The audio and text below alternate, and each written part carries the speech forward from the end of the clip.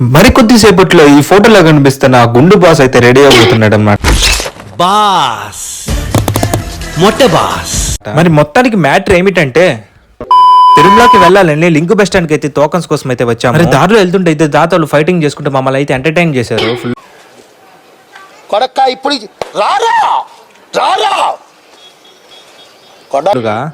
ఇక్కడ మా వా చింటూ గడ స్వాగ్ అయితే చూడండి, అస్సలు తగ్గేది లేదు. ఎవడు వస్తాడో రాని నేను మాత్రం ఈ ప్లేస్ లో మాత్రం అస్సలు లేనని పనుకోంది. కుమార్ చోలో పెట్టుకునింది ఏమైతే తెలియదు కానీ దీవైతే వీడి కోసం అయితే డిజైన్ చేశారనమాట. వీడికైతే బాగా సెట్ అయింది కదా. మాకైతే ఇంకా ఫైనల్ గా 10,000 టోకన్లు అయితే ఉన్నాయి. ఎలాగో టోకన్స్ అయితే మొత్తానికి అయితే సాధించేసాము.